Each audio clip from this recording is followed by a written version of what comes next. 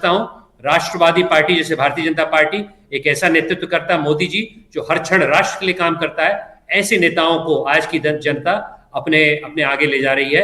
मैं धन्यवाद देना चाहता हूं पुनः जनता को और कार्यकर्ताओं को अपने परिश्रम के लिए। और इस वक्त बिल्कुल शशांक जी एक बड़ी खबर हम आपको बता दें, मनीष सिसोदिया अपनी सीट से चुनाव हार चुके हैं। तो देखिए, ये अभी थोड़ी देर पहले तक ये था कि मनीष सिसोदिया आगे चल रहे हैं, लेकिन इस वक्त बड़ी खबर है, दिल्ली और आप पार्टी के लिए बड़ी खबर है। मनीष सिसोदिया चुनाव हार चुके हैं, जंगपुरा से चुनाव हार चुके हैं मनीष सिसोदिया, डिप्टी सीएम। और देखिए, उनके एजुकेशन पॉलिसीज को लेकर लगातार बात होती रहती थी, लेकिन भ्रष्टाचार के आरोप में मनीष सिसोदिया अच्छी खासे वक्त तक जेल में रहे।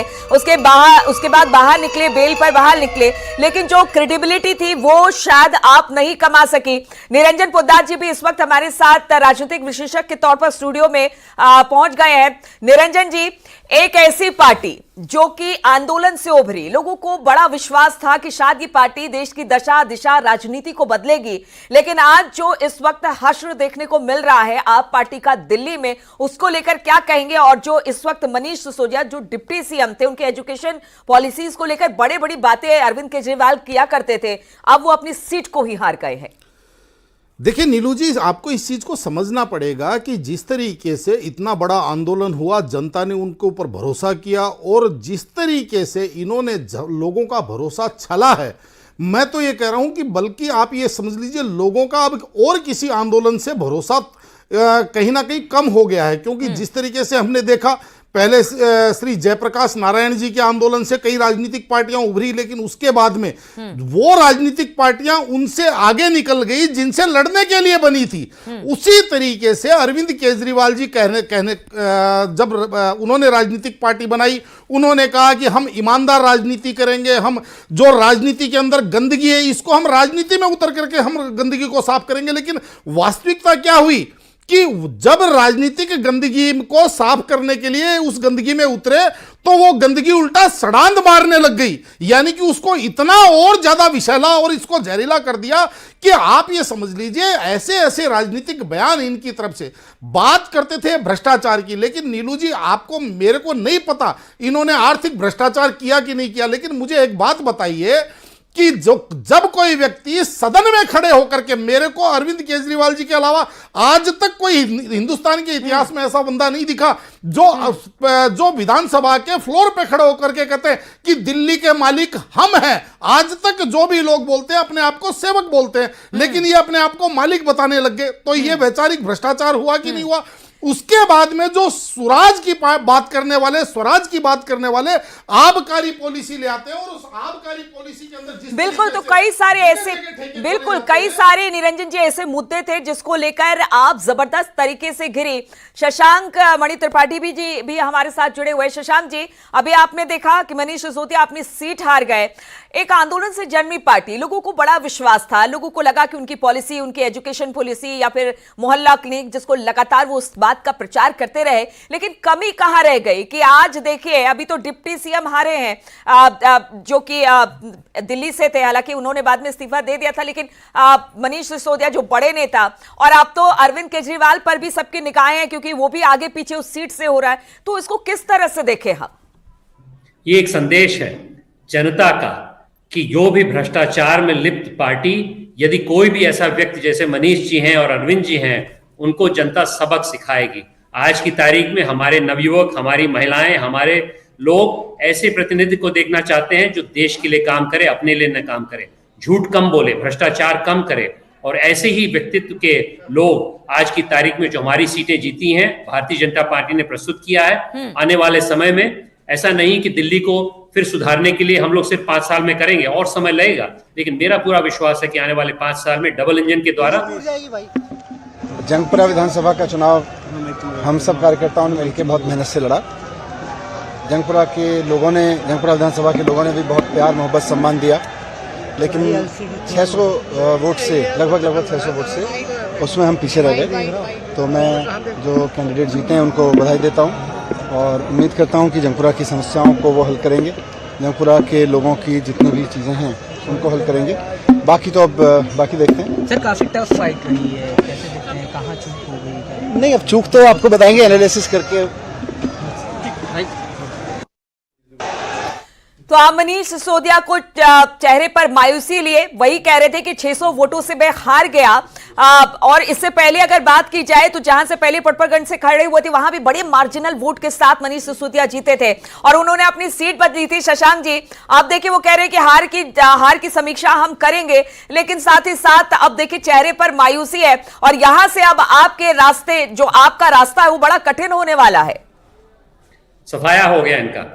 मेरे हिसाब से आज की तारीख में भ्रष्टाचार को जनता ने ऐसा संकेत दिया है और जो एक तरह से इन्होंने पूरा एक बिजनेस बना लिया था दिल्ली में, इस प्रकार का जो व्यवहार इन्होंने किया है हर पार्टी के लिए, जो आज की तारीख में ऑपोजिशन की पार्टियां हैं जो इस प्रकार का काम हर जगह कर रही हैं, उनको एक प्रबल संदेश दिया गया है दिल्ली की जनता ने और देश की जनता ने। इससे हम लोग सब लोग सावधान रहें।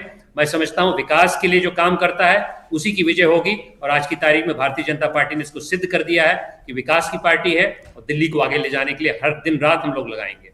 शशांक जी, आप देखिए दिल्ली विधानसभा पर तो हम बात करते रहेंगे, वहां से जो सीटों के रुझान आ रहे हैं, कौन हारा कौन जीता वो तो हम बताएंगे, लेकिन अब मिल्कीपुर पर आ जाते हैं। मिल्कीपुर उपचुनाव में बीजेपी तेजी के साथ बढ़त बनाए हुए हैं और देखिए ये प्रतिष्ठा का प्रश्न भी बना रखा था, चाहे वो बीजेपी हो या फिर समाजवादी पार्टी। समाजवादी पार्टी के अखिलेश यादव ने अवधेश प्रसाद जो सांसद बन गए थे उनको ठीक संसद में बगल में, आप लोगों ने भी देखा होगा, बगल में बिठाकर कुछ मैसेज देना चाह रहे थे, लेकिन अब जब बीजेपी की बढ़त है तो क्या कहेंगे आप? देखिए, जो हमारा 24 की चुनाव हुआ उसका विश्लेषण पूरे देश ने कर लिया है। मैं आज की तारीख में कहना चाहता हूं कि आदरणीय योगी जी के नेतृत्व में वहां पर जो चुनाव हुआ है उसमें साफ संदेश है कि 27 के चुनाव में वापस भारतीय जनता पार्टी आ रही है और सपा की जो एक तरह से रणनीति थी कि सामाजिक समीकरण बना के देश के लिए नहीं बल्कि अपने लिए, अपने परिवार के लिए अपना इलेक्शन उन्होंने लड़ा है। 5 सांसद आज की तारीख में एक ही परिवार के पार्लियामेंट में है, ये दिखाता है उनका बर्ताव। इस हिसाब से मिल्कीपुर की जनता ने समझ लिया है कि समाजवादी पार्टी ने न कभी भला किया है न करेंगे। और मैं समझता हूं मिल्कीपुर का जो चुनाव हो संदेश है वो एक प्रीएम्बल था, वो सेमीफाइनल था 27 के लिए। और मेरा पूरा विश्वास है कि आने वाले समय में कार्यकर्ताओं के बल पे और जनता के बल पे है एक विकसित भारत का संकल्प योगी जी के नेतृत्व में उत्तर प्रदेश में और पूरे भारत में मोदी जी के नेतृत्व हम लोग करेंगे। मैं बहुत हर्षित हूं क्योंकि मेरे ही संसदीय क्षेत्र के विधायक आदरणीय शिव प्रताप शुक्ला जी वहां पर, शिव प्रताप शाही जी वहां पर प्रभारी थे, उनके नेतृत्व में चुनाव लड़ा गया, उनको भी बहुत बहुत धन्यवाद। लेकिन सर्वप्रथम योगी जी को बहुत बहुत धन्यवाद इस चुनाव के रिजल्ट के लिए। चलिए शशांक जी, आप लोग को एक बार फिर से मुबारकबाद कि चाहे वो दिल्ली हो या फिर मिल्कीपुर हो, हर जगह बीजेपी आगे बढ़ते हुई। आज तो सेलिब्रेशन का मौका है और आज आप लोग बहुत अच्छी तरीके से सेलिब्रेट करेंगे। बहुत बहुत शुक्रिया आपका हमारे साथ जुड़ने के लिए। और देखिए तमाम लोग भी हमारे साथ बने हुए हैं। हमारे साथ प्रभात त्रिपाठी वरिष्ठ पत्रकार हैं। प्रभात जी, आप एक बार फिर से दिल्ली के इलेक्शन पर आ जाते हैं। आप देखिए मनीष सिसोदिया जहां पर वो पहले जीते थे, बहुत मार्जिनल वोट से वो जीत कर आए थे, लेकिन इस बार उसी मार्जिनल वोट से वो हार भी गए। मात्र 600 वोटों से उनकी हार हुई है। चेहरे पर मायूसी है और हार की समीक्षा की बात कर रहे हैं आप।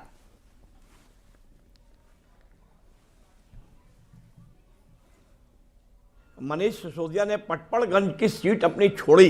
सीट आदमी तभी छोड़ता है जब आपकी उस सीट पे किए गए वायदे, आपकी एंटी कंबेंसी होती है। आप वहां से पटपड़गंज से छोड़ के आप जो है इधर आए, इस सीट पे आए जहां आप 600 वोटों से हार गए। सवाल हार क्यों गए, ये समीक्षा की बात है। देखिए, आप पार्टी का जो परसेप्शन इस समय जो नैरेटिव बना था, इन्होंने जितने भी वायदे किए, केजरीवाल भी हार की कगार पे हैं। मनीष सिसोदिया एक पत्रकार के रूप में थे, उसके बाद जब उनकी राजनीतिक पारी शुरू हुई, डिप्टी सीएम आए हुए और खुद केजरीवाल ने अभी ऐलान किया था मतदान के पहले कि डिप्टी सीएम होंगे। ये ऐसे ऐलान कर दिया था जैसे उनकी सरकार बन रही है। तो ये जो ओवर कॉन्फिडेंस, और 10 साल से आपने काम नहीं किया शिक्षा के क्षेत्र से, आपने शिक्षा के क्षेत्र को, जितने भी आपके स्कूल हैं वो मॉडल को बहुत आगे रखा कि विदेश से लोग आ रहे हैं, हमारे उस मॉडल को देख रहे हैं, केजरीवाल के मॉडल को देख रहे हैं। आप शराब घोटाले में पकड़े गए, शिक्षा मंत्री पहली बार ऐसा हुआ है। यानी प्रभात जी, कथनी और करनी में बहुत फर्क था और लोग बिल्कुल वो समझ गए कि देखिए आपकी कथनी और करनी में कितना फर्क है। हमने इस बार देखा भी कि कई ऐसे मुस्लिम बाहुल इलाके थे जहां पर इतने कॉन्फिडेंट हो गए अरविंद केजरीवाल कि वहां पर प्रचार करने तक के लिए नहीं पहुंचे। और आज दिल्ली का जो ये टैली है वो क्या कह रहा है वो आप केजरीवाल और आप पार्टी भी समझ गई होगी। आनंद दुबे जी, एक बार मिल्कीपुर चलते हैं और देखिए मिल्कीपुर में इस वक्त भगवा लहरा रहा है, भगवा लहरा रहा है, खुशी की लहर है और जबरदस्त तरीके से अब जो बीजेपी के कार्यकर्ता हैं वो जश्न मना रहे हैं क्योंकि वो मान चुके हैं कि मिल्कीपुर सीट अब हमारी है।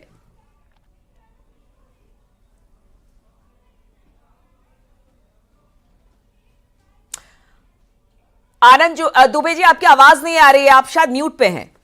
जी, अब आपको आवाज आ रही है? हाँ जी जी जी। देखिए, जब हम मिल्कीपुर पहुंचे चुनाव लड़ने के लिए और जब हम जनता के बीच में जा रहे थे तभी हमें पता चल गया था कि जनता समाजवादी पार्टी से किस कदर नाराज है। जनता समाजवादी पार्टी से नाराज थी क्योंकि उन्होंने लोकसभा चुनाव में अवधेश प्रसाद जी को जीतने के बाद उनको प्रभु श्री राम से ऊपर अखिलेश यादव जी ने रख दिया था। वो ये कह रहे थे कि अयोध्या के राजा प्रभु श्री राम नहीं है, अब अवधेश प्रसाद है। इसी तरह मोहित खान जो एक दलित बच्ची से बलात्कार का आरोपी था, उसके पक्ष में खड़ा होने का काम समाजवादी पार्टी, अवधेश प्रसाद जी और उनके परिवार ने किया। जनता इस बात को लेकर पीड़ा में, जनता इस बात से भी पीड़ा में थी कि समाजवादी पार्टी लगातार लोकसभा चुनाव में जनता के बीच झूठ बोलती रही, भ्रम फैलाती रही। तो जनता ने यह तय किया था कि इस बार समाजवादी पार्टी का सुपड़ा साफ कर देंगे मिल्कीपुर से। और यही वजह थी कि जब समाजवादी पार्टी को पता चल गया कि वो चुनाव हारने वाले हैं तो तरह तरह के उल्टे सीधे झूठे आरोप वो कभी चुनाव आयोग पे, कभी भारतीय जनता पार्टी पे, कभी स्थानीय प्रशासन पे अलग अलग तरह के आरोप करने लगे। और उसी समय हम ये समझ गए थे कि जब समाजवादी पार्टी इस तरह की रुदाली शुरू कर चुकी है, इसका मतलब समाजवादी पार्टी अपनी हार को पहले ही स्वीकार कर चुकी है। बिल्कुल, और उपचुनाव में जिस तरह के नतीजे आए, अब देखिए दिल्ली में उसका बहुत ज्यादा असर पड़ा। योगी जी जिस तरह से पहुंचे और वहां पर चैलेंज दे दिया अरविंद केजरीवाल को कि जिस तरह से संगम में लोग आस्था की डुबकी लगा रहे हैं, उसका आचमन कर रहे हैं, वैसे ही आप भी जरा यमुना में डुबकी लगाइए, तो वो भी बड़ा फेमस हुआ आनंद जी, यमुना चैलेंज।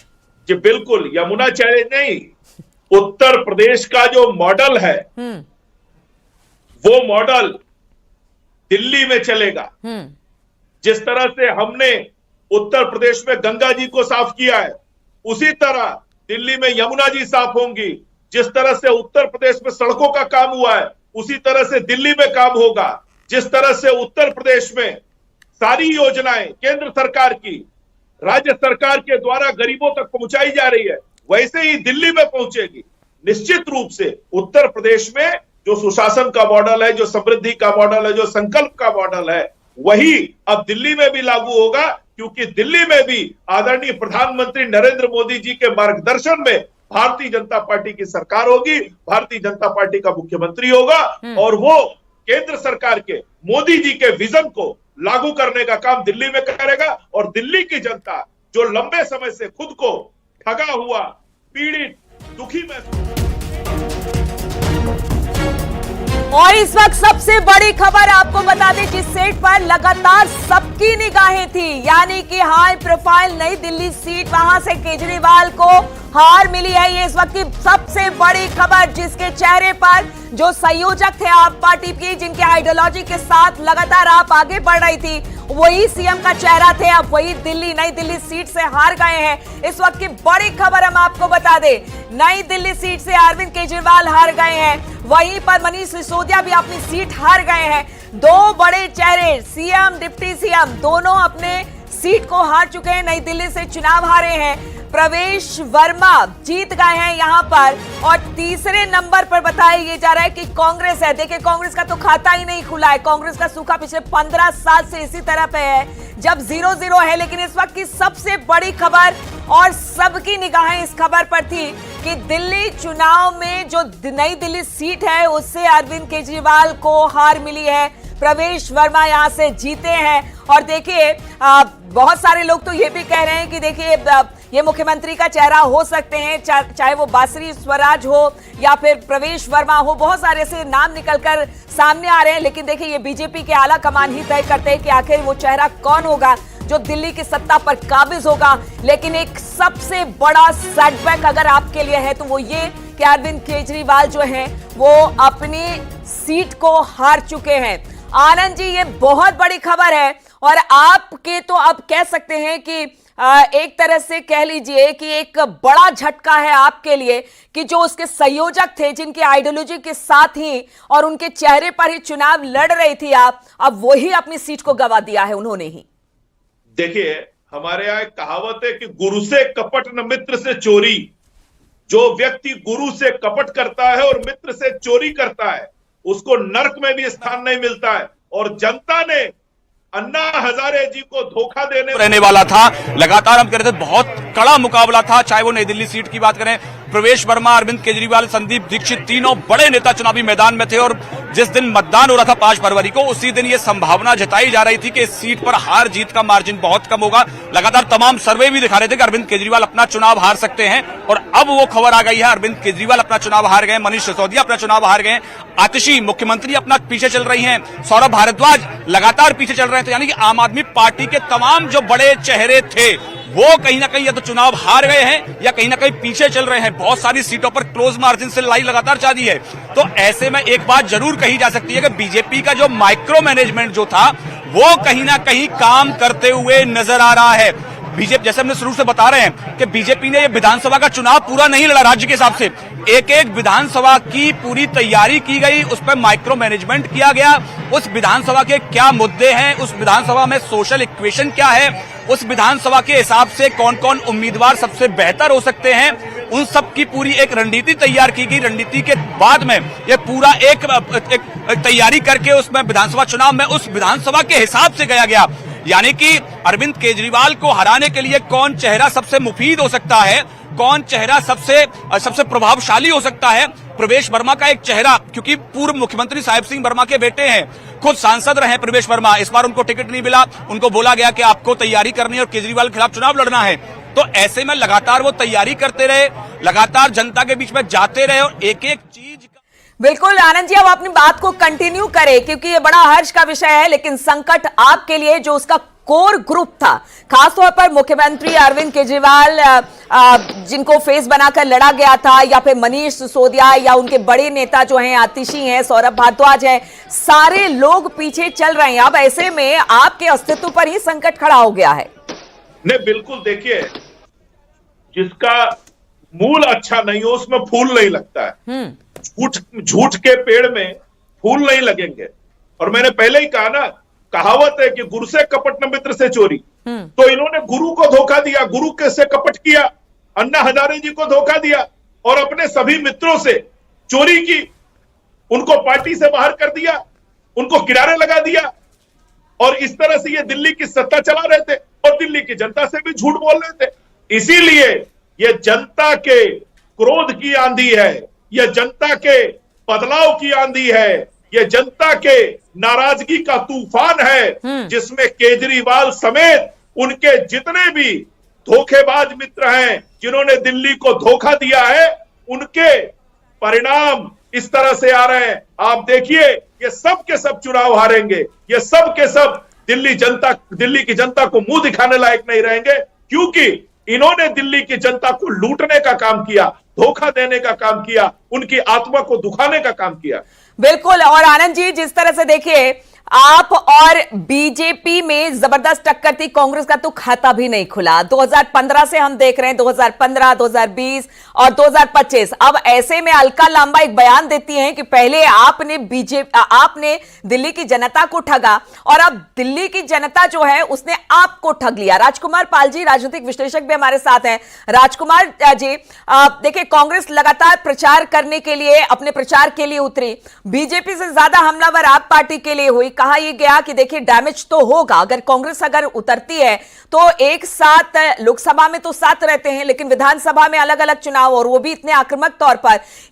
क्या फैक्टर देखते हैं कि कौन कौन से ऐसे फैक्टर हैं, क्योंकि अब धीरे धीरे जब बात निकलेगी तो बहुत बहुत सारी बातों पर चर्चा होगी कि आपका यह हश्र आखिर क्यों हुआ दिल्ली में।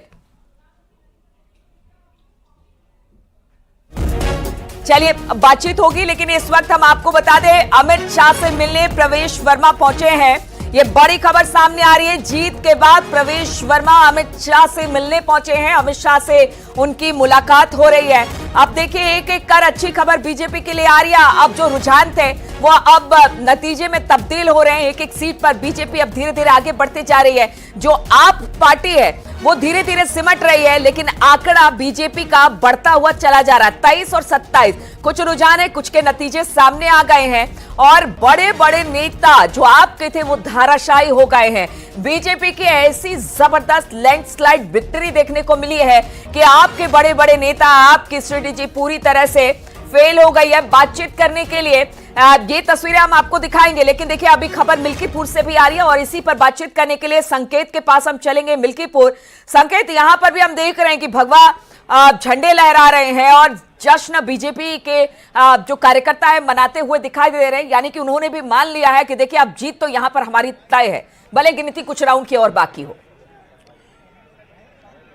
बिल्कुल जाहिर सी बात है कि इस समय हम मिल्कीपुर में जो काउंटिंग सेंटर है हम वहां पर मौजूद हैं और इसके बाहर जो भारतीय जनता पार्टी के कार्यकर्ता हैं वो उत्साहित हैं और वो ढोल लगाड़े और वहां पर अपना मिठाई बांटते हुए आपस में एक दूसरे को खिलाते हुए वो उत्साहित हैं। और वो जाहिर सी बात है कि मिल्कीपुर का जो उपचुनाव था वो भारतीय जनता पार्टी के लिए नाक का सवाल था और जो ये अंतर आ रहा है अभी, हालांकि काउंटिंग जारी है, 28 राउंड की काउंटिंग हो गई है, उसमें 55,000 से ज्यादा की बढ़त है चंद्रभान पासवान जो कि भारतीय जनता पार्टी के प्रत्याशी हैं, उनकी अजीत प्रसाद से आगे वो चल रहे हैं और 2 राउंड की काउंटिंग अभी शेष है। तो ऐसे में एक बात साफ है कि जो भारतीय जनता पार्टी मिल्कीपुर उपचुनाव में जिस तरीके से चुनावी अभियान में जुटी हुई थी, मुख्यमंत्री योगी आदित्यनाथ ने लगातार कमान संभाली हुई थी, ताबड़तोड़ दौरे मिल्कीपुर उपचुनाव में किए थे उन्होंने और पूरी व्यूह रचना की थी, तो ऐसे में उसका असर भी नजर आया और एक बड़े अंतर से। और ये मिल्कीपुर के इतिहास में आज भारतीय जनता पार्टी मिल्कीपुर के सियासी इतिहास में एक बड़ा मील का पत्थर साबित होगा। ये नतीजे दरअसल इतने ज्यादा अंतर से भारतीय जनता पार्टी कभी मिल्कीपुर का उपचुनाव नहीं जीती है, जिस अंतर से भारतीय जनता पार्टी आज जीत की ओर आगे बढ़ रही है। और भारतीय जनता पार्टी के जो रणनीतिकार थे वो लगातार यहाँ पर चुनावी अभियानों में जुटे हुए थे और समाजवादी पार्टी के प्रत्याशी अजीत प्रसाद चुनावी मैदान में थे और चंद्रभान पासवान जो कि भारतीय जनता पार्टी के प्रत्याशी थे वो चुनावी मैदान में है। आमने सामने की टक्कर हुई और चलिए संकेत आपके पास लौटेंगे, लेकिन तस्वीरें हम आपको दिखा रहे हैं। अमित शाह से मिलकर प्रवेश वर्मा वापस लौटे हैं, शायद इस तरह की खबर आ रही है कि अब मुलाकात हो गई है। प्रवेश